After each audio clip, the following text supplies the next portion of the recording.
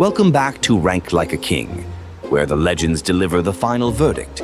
Today, we build the foundation. We are ranking the top 10 defenders of the 2000s, an era where the art of the tackle clashed with the science of the modern game. Precisely. This was the decade of transition. The question was no longer just, can you defend? But can you defend and build the play? We will see who mastered both. I want to see the fighters, the ones who played with their heart on their sleeve. The numbers can tell a story, but they cannot measure the size of a man's courage. And that is the perfect battleground for today. The unmeasurable courage versus the hard data. Chat 10, introduce the quantifiable parameters you'll be using to rank these titans.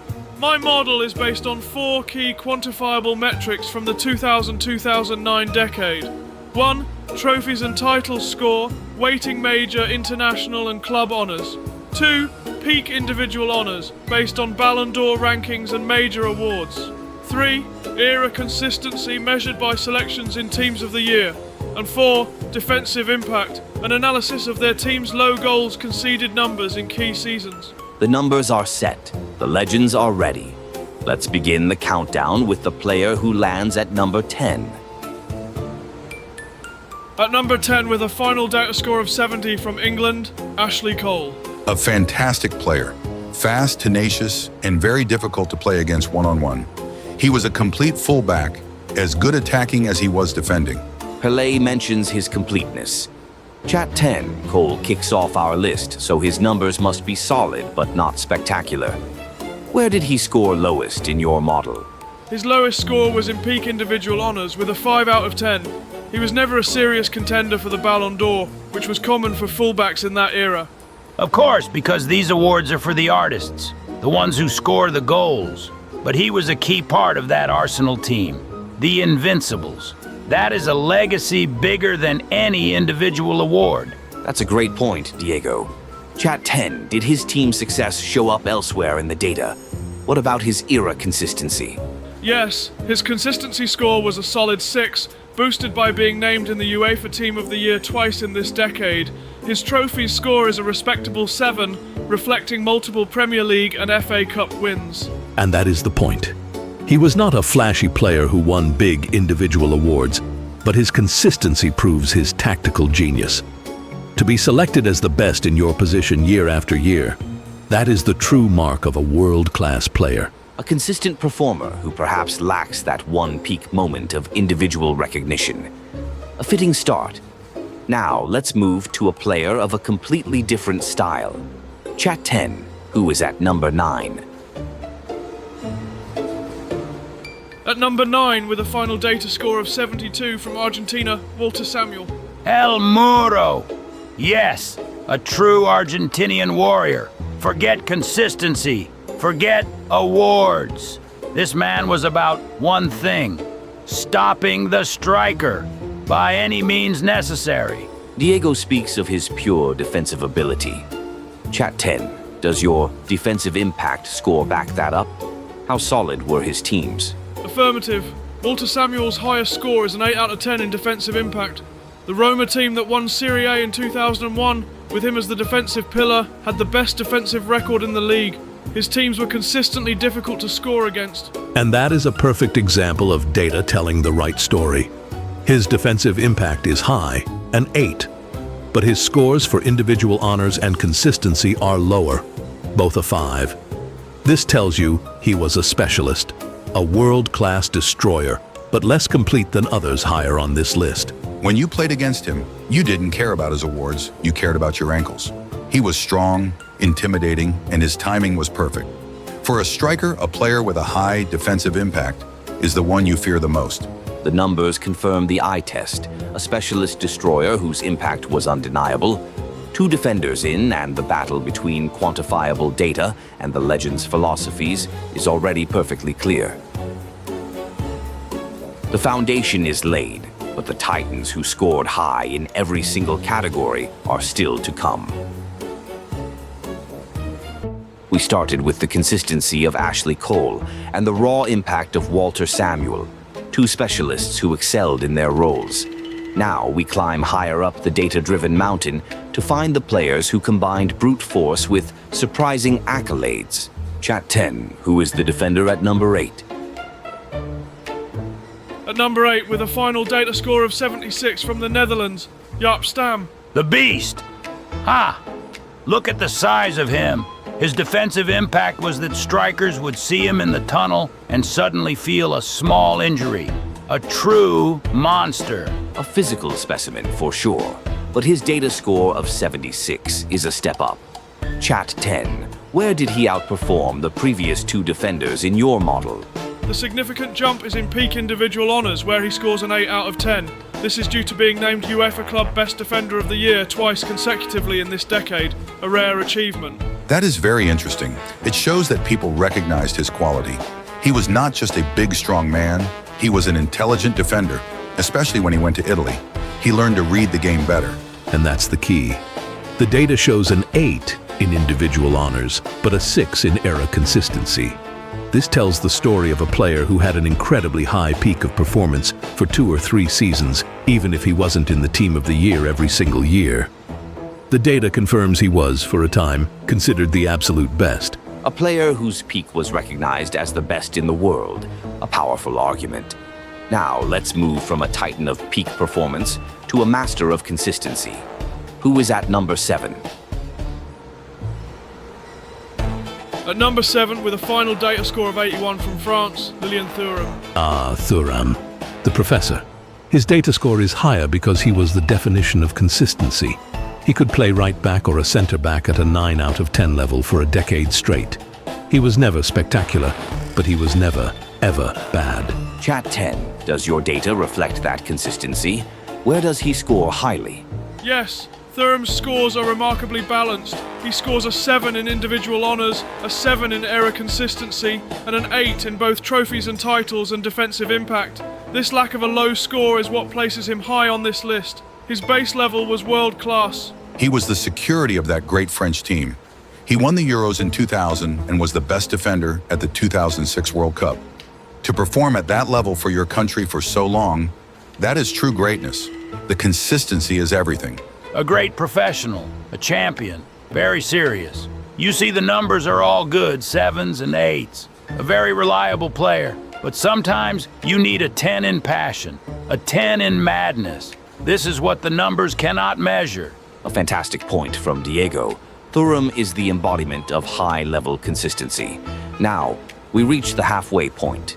Chat 10, who is at number 6? At number 6, with a final data score of 83 from Brazil, Cafu. O Pendolino, the express train. Now we talk about a true champion, the captain. A legendary captain indeed. Chat 10, his data score of 83 is very high. Where does he excel in your quantifiable model?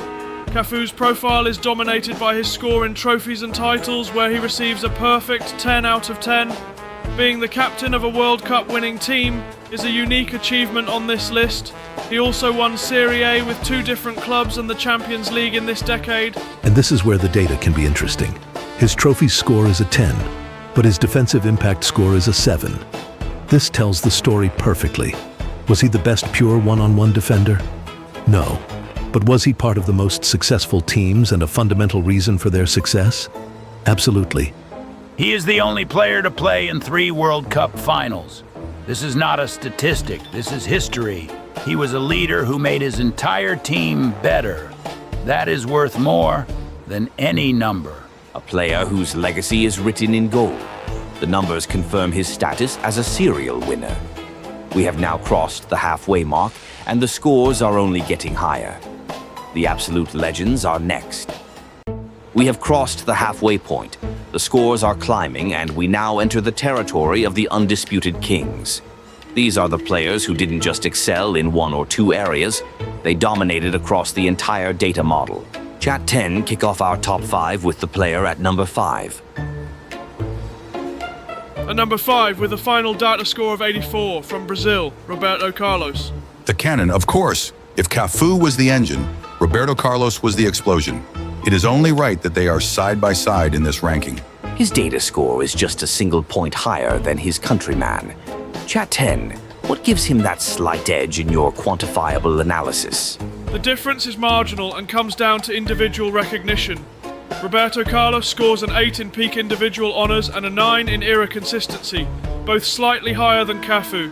He was the runner-up for the FIFA World Player of the Year in 1997 and consistently placed high in Ballon d'Or voting in the early 2000s, solidifying his status as a global superstar.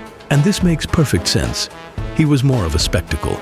That famous free kick, the powerful shots. It attracted more attention for individual awards.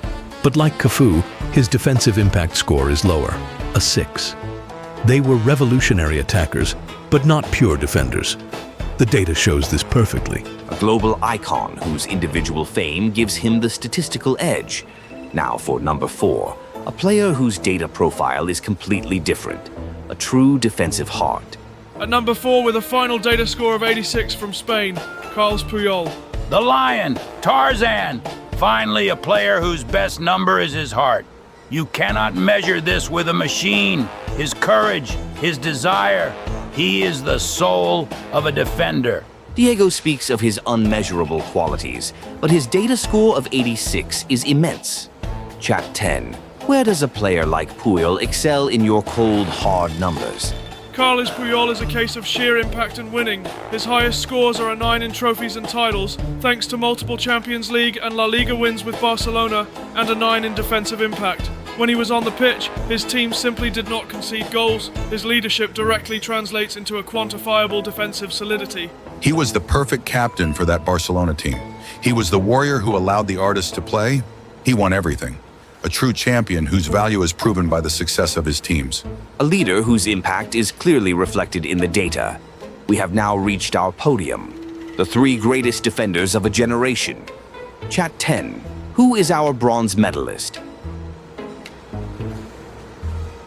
At number 3 with a final data score of 88 from England, Rio Ferdinand. The Rolls-Royce. Now we talk about pure elegance and intelligence. His highest score must be in the tactical data, no? Let's check. Chat 10. What makes Ferdinand a top 3 defender based on your model? Johan Cruyff is correct. Rio Ferdinand's standout score is a perfect 10 in tactical IQ and technique, a metric derived from his passing accuracy, low foul rate, and successful build-up play.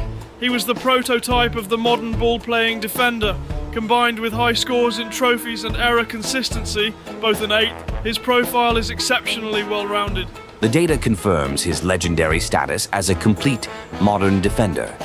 This leaves only 2 Italian masters who define the art form. Chat 10, who is at number 2. At number 2 with a final data score of 94, the epitome of consistency and class, Paolo Maldini. Maldini, the most perfect defender in history. At number 2, this will be controversial. A score of 94 is near perfection. Chat 10, what do his numbers say? Paolo Maldini's data is a monument to sustained excellence. He scores a perfect 10 in error consistency for being selected in the Team of the Year multiple times as both a left-back and a centre-back. He has a 9 in trophies, a 9 in individual honours and a 9 in defensive impact. He has no weaknesses in the data. He is the benchmark for defensive greatness. So if he has no weaknesses, how can anyone possibly be number 1? Which can only mean one thing, the number 1 defender of the 2000s. With a final data score of 96, the 2006 Ballon d'Or winner, the captain of the 2006 World Cup winners, Fabio Cannavaro. Cannavaro, the king! He proved that size does not matter when your heart is the size of a nation. That World Cup in 2006 was the single greatest performance by a defender in history. Chat 10, explain how he beats the near-perfect score of Maldini. Where do those 2 extra points come from? The difference lies in the peak individual honours and leadership and big moments categories, which are combined for the final score. Maldini scores a 9, Cannavaro scores a perfect 10. Winning the Ballon d'Or as a defender is a unique, historic achievement that elevates his peak above all others. Furthermore, his defensive impact score is a perfect 10, as the Italian team conceded only 2 goals in the entire 2006 World Cup. It is the pinnacle of defensive performance. And that is the correct conclusion. Maldini had the greater career, but in the decade of the 2000s, Cannavaro had the single greatest peak, a perfect tournament that won him the World Cup and the Ballon d'Or. The data confirms the legend. The verdict is in. My deepest thanks to our legends for another incredible debate. We've built our defense, but who will be in goal? Join us next time as we rank the top 10 goalkeepers of the 2000s. Make sure you like and subscribe so you don't miss the final piece of our legendary team.